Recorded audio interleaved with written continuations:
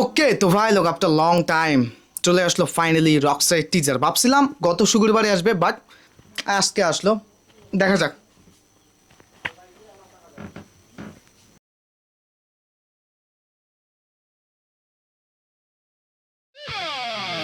Music মানে শুধু acoustic না, sometimes it's more than life.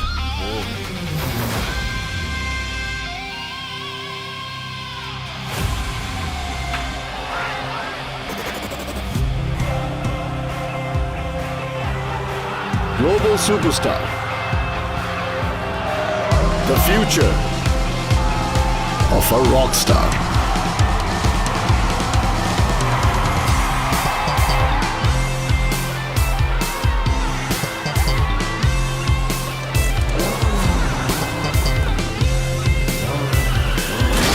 Where is the goon?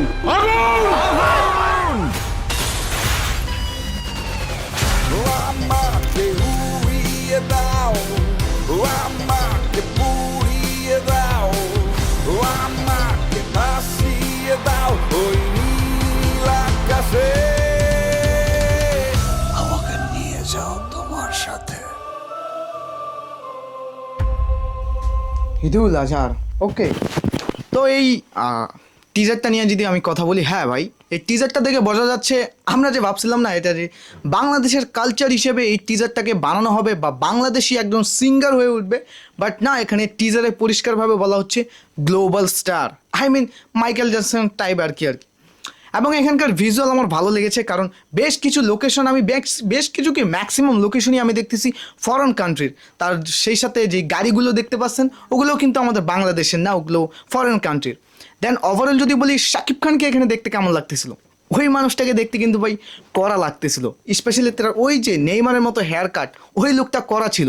সাথে একটা লুকে আবার তাকে চকলেটি বয় হিসেবেও দেখা যাচ্ছে, মানে যখন নিউ হয়তো সে ফেমাস হয় তখন সে তার আর কি ওই লুকটা দেখা যায়।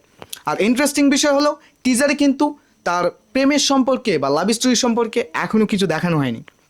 আই মিন ট্রেলারে সাবিলা নূরকে প্রেজেন্ট করা হবে এবং ওইটা দেখার খুবই ইন্টারেস্টিং হবে যে এই মানে এই মিউজিক্যাল বেসড মুভিতে লাভটাকে কীভাবে যোগ করা হয়েছে।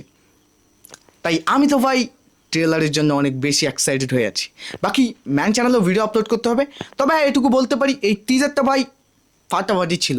যারা এখনও দেখেননি তাড়াতাড়ি দেখেন, কারণ শাকিব খান ব্লাস্ট কিছু একটা নিয়ে এসেছে। তার লুকগুলোর আমি ভাই প্রত্যেকটা লুকের ফ্যান হয়ে গিয়েছি। আর বাকি শাকিব খান মানে তো ভাই শাকিব খানে জানেনি।